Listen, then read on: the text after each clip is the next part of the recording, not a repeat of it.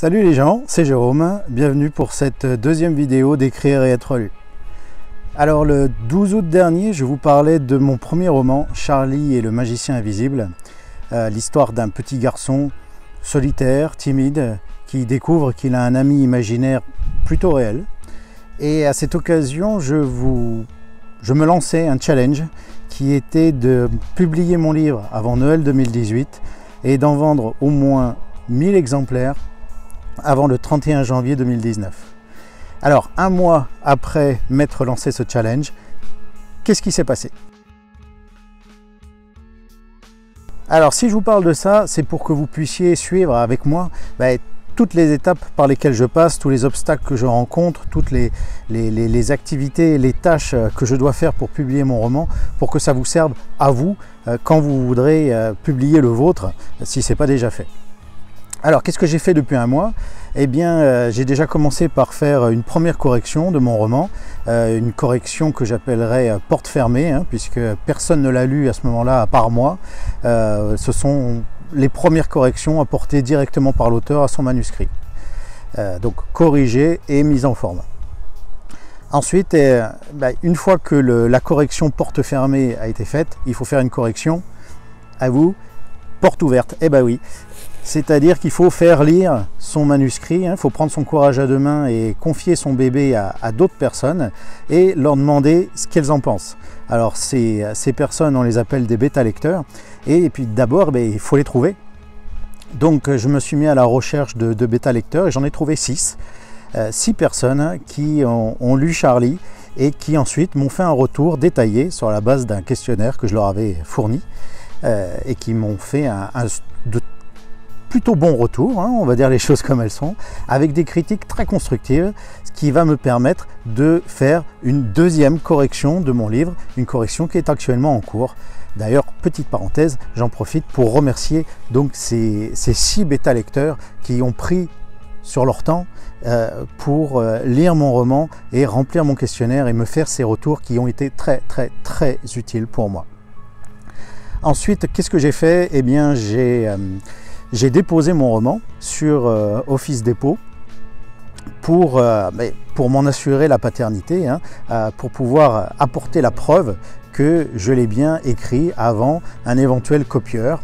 On peut toujours rêver, c'est plutôt un beau compliment d'être copié. Bon, je ne sais pas si ça arrivera, mais en tout cas, si ça arrive, je serai en capacité de sortir un document qui prouvera que j'ai écrit Charlie et le magicien invisible avant tout le monde.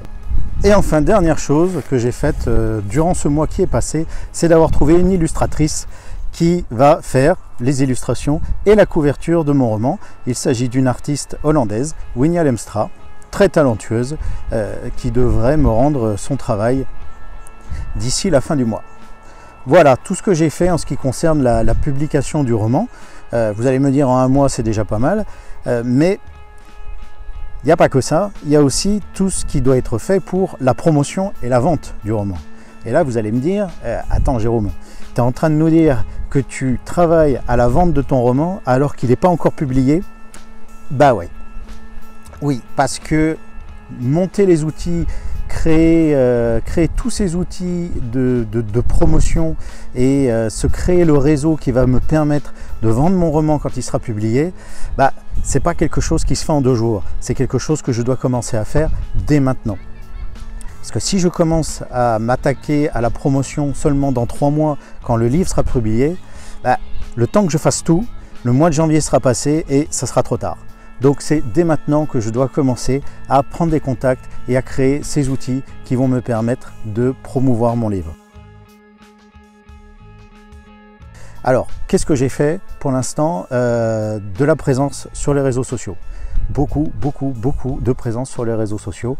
Facebook notamment, Twitter, Tumblr, Instagram un petit peu. J'avoue que j'ai un petit peu de mal à trouver comment créer du contenu qui soit intéressant autour des romans jeunesse et qui passe à travers de photos. Mais bon, voilà, il faut que j'y réfléchisse un petit peu encore.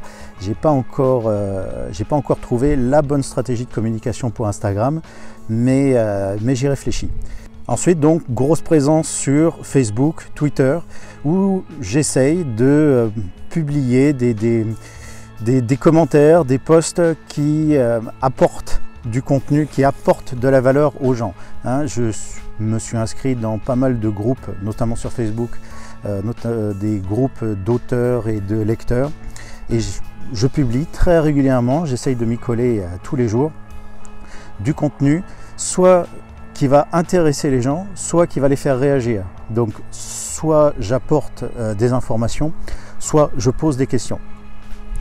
Alors, ce que je suis en train de faire, c'est pas de jouer les hypocrites. Je ne vais pas sur ces groupes ou sur ces réseaux sociaux simplement pour faire parler de moi. J'essaye de me faire connaître, de me faire de la place dans ces groupes, ça c'est vrai, mais ça ne se limite pas à un post qui dit « Coucou, c'est moi, comment ça va aujourd'hui ?»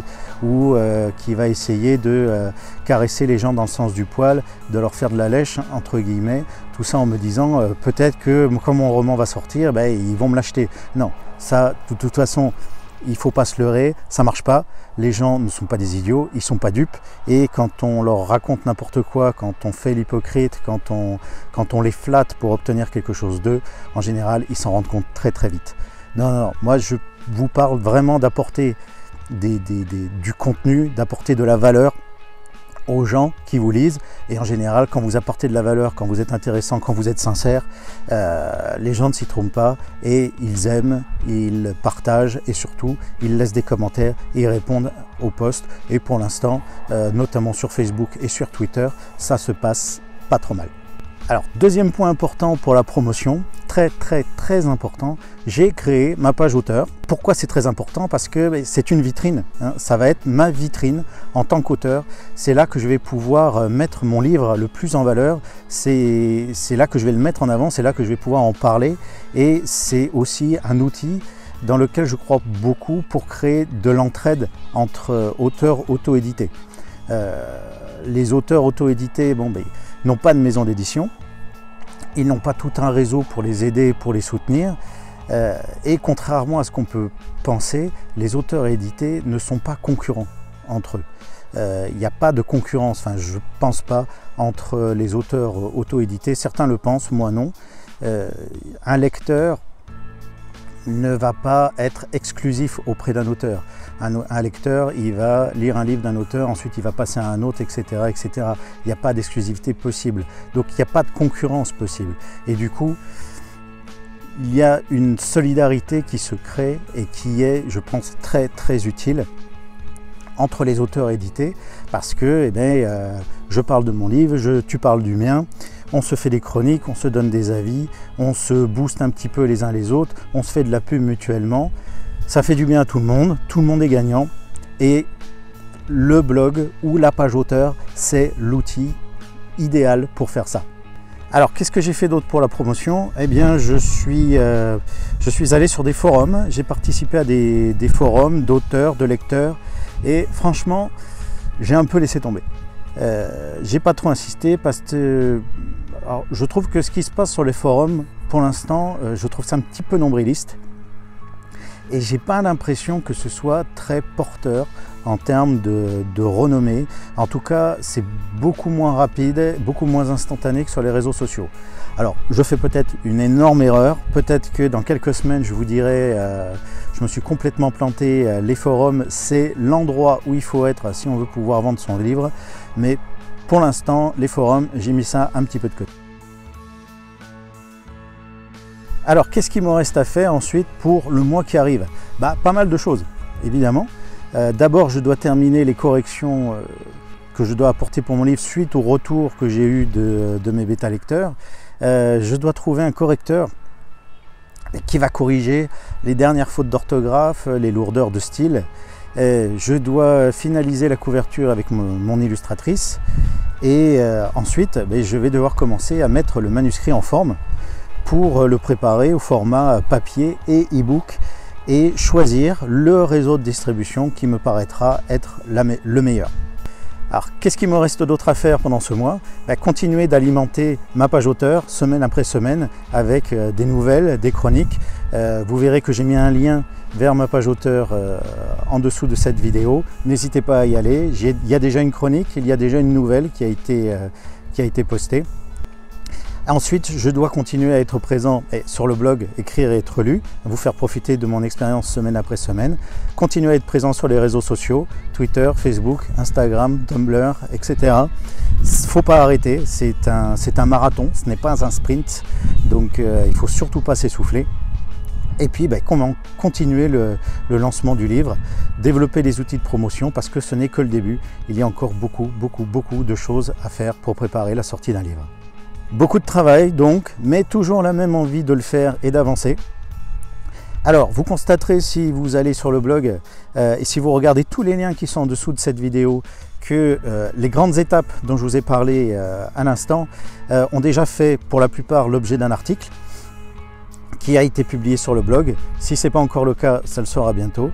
Donc si vous avez besoin de plus de précision, de plus de détails sur comment protéger son œuvre, sur comment trouver des bêta-lecteurs, sur comment corriger son manuscrit, etc., n'hésitez pas à aller sur le blog, lisez les articles, et si vous avez des questions, n'hésitez pas à les poster dans les commentaires. Je lis tous les commentaires, je réponds à toutes les questions avec grand plaisir, alors surtout n'hésitez pas. Sur ce, je vous dis au mois prochain. J'ai du boulot, vous aussi. Continuez à écrire, continuez à rêver, continuez à publier, continuez à vous informer. Ne lâchez rien, ne lâchez pas vos rêves. Vous voulez être un auteur, moi aussi. Ensemble, on va y arriver. Ciao!